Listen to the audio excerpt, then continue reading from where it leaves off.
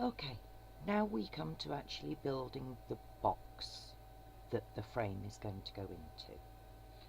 We have three pieces that deal with this. We have these two pieces which are all marked with letters, and then we have a separate piece which is all the mats and layers. Let's start with the mats and layers first, because this may need some explaining for you. All these pieces are designed to fit just inside the box frame. So if I bring this one into shot, this piece here is designed to go onto this piece here. Okay, it probably won't look right when you put it on to this section, because it will run from here to here, and there will be this lip left bare. Okay, that doesn't matter.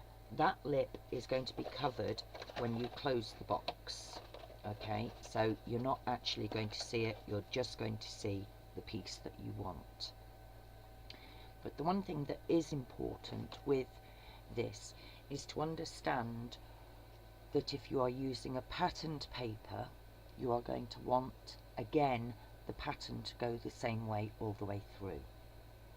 So if I just talk you through this bit first. This is for the front, okay? It is also for the back. They are exactly the same, okay? This will only fit onto your piece one way. So if I remove that, you can see that that is going to sit on there quite well, all right? If, however, I turn the box over, that piece is not going to fit, because you are going to end up with part of it in the wrong direction. So you need to flip this piece over to draw the other side round. I have marked mine with arrows that tell me which way up the pattern needs to be on the box, so that if I'm using a patterned paper or a striped paper, that the stripes or the pattern is always going to be going in the same direction. Okay, so when we look at the box, the pattern wants to go up and down. Okay, so that's why I've marked this one with an up and down arrow. This section here is going to deal with this top part of the box, okay, this piece here.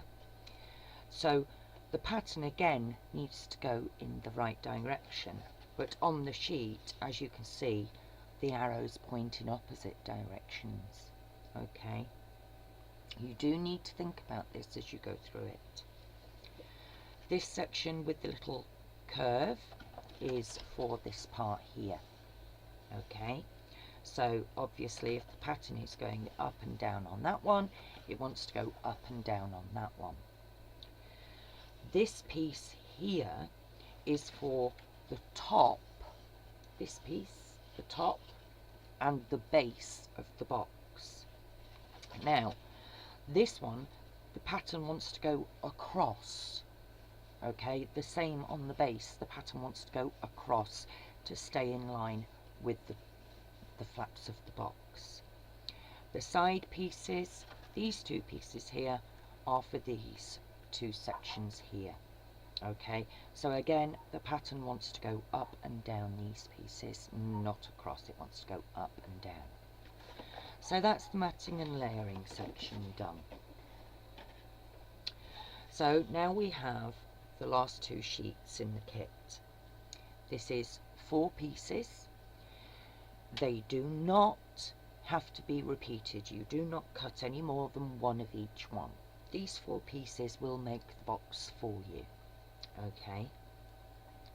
If you are using a textured cardstock, which I should have a sheet somewhere. Oh, that's all right.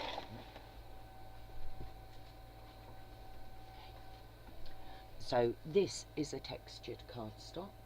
you can see the texture on it. It's got a wood grain effect on it. This is one that came in a kit from Dolly Dimples Limited on her Chanda. Okay, so this wood grain effect, again, you want to make sure that when you lay the pattern onto it, that it's all going to go in the same direction. There is just enough room for you to get the largest pieces out of the sides of the box, sides of the sheet. Okay, so it will fit that way. However, this one will also fit that way. So when you cut these pieces, you need to remember which way round the texture on your cardstock is going. If you're using a textured cardstock or if you're using a patterned cardstock, you need to make sure it's going the right way. So 4 pieces, each needs to be cut and scored, same as the other one. There's a couple of little bits on here that people may find tricky, and I appreciate that. This one on this piece here has a curve. Okay, that's to get the thumb in to be able to lift the lid on the box. Alright, if you don't feel that you can cut that curve, don't worry about it. Cut a V. So just cut with your scissors down, just as long as you've got something to get your finger in there. Okay, so once you've cut all 4 pieces and scored them, you will end up with this. So let's lay these out for you. So the instructions on this are very, very simple to follow. The easiest way is to do it the way that I'm going to show you, because this flap E and this flap on H are very similar. Okay, they are very similar, and I don't want you to get this the wrong way round. This tab is going to go into this side of the cardstock there. Okay, and it could be fastened with ribbon, it could be fastened with Velcro, it could be fastened with magnets. It's entirely up to you how you fasten this. That's why there's no markings on this tab. This is the closing tab. Okay, so we have the 4 pieces, and this is the way that I suggest you put it together. A goes to the back of B. Alright, so A goes to B, right? C to D. So C goes on top of D like that. Okay. E goes to F. Okay. So I'm not sticking the sides down just yet. I'm just placing these in position. And then G goes to H like that. Okay, so when I lie it down, it looks a bit weird. Because I've done it this way, I know I don't have to worry about getting this tab and that tab muddled up. Okay, so I'm just going to fold in and bring this one over like that. I would suggest that you use a wet glue. Red tape currently is giving up the ghost a bit in this heat, I must admit. So my advice would be to use a wet glue rather than a tape, which is what I've used for this. So we're just going to start folding the box together. That's all we're doing. We're just lining up those lines with a piece that will fit on top. Okay. So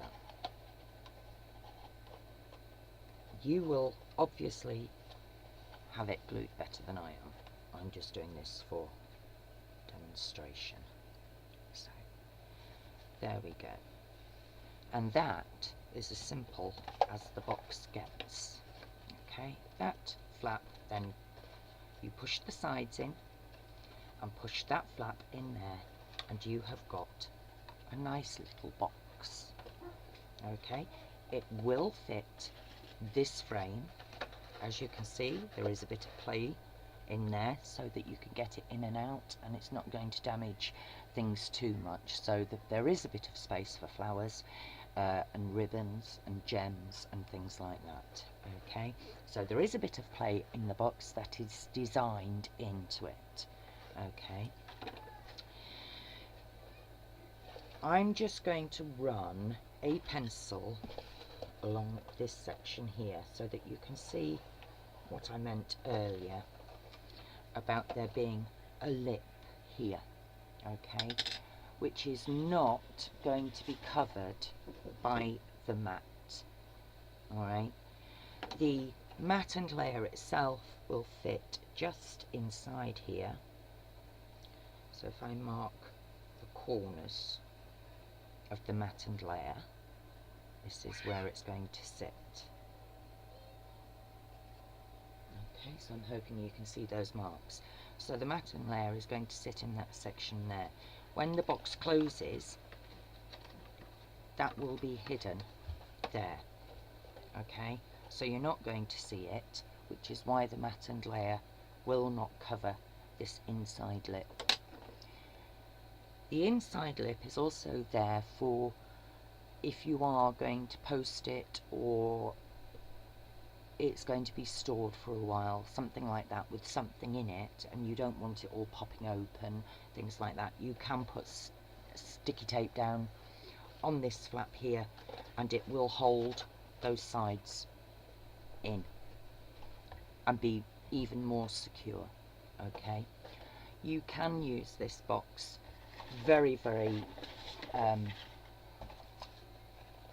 they have multiple purposes. So if I bring in the brown one here and I put the white one next to it, but remove this section, come on, off, there, okay, I can put that inside for now. You can stack them quite nicely like that. These will fit 6x6 papers with a bit of room, so if you end up putting something on top of, say, a rack of these, your 6x6 papers inside are not going to get damaged. Okay, so you could build one big lid that goes over them, and inside have them all sectioned. Maybe you're doing 6x6 cards for birthdays, they will store perfectly in here. You know, don't just think of them as a box for the box frame. They do have multiple uses. This will fit the new size computer games, which are sort of like a half a DVD case but slightly wider, with a bit of tissue paper. They make great boxes for presenting games like that. Okay, I hope you found this useful. If you do have any questions, then obviously contact us at Dolly Dimples and we will help you as much as we possibly can. Thank you very much for watching.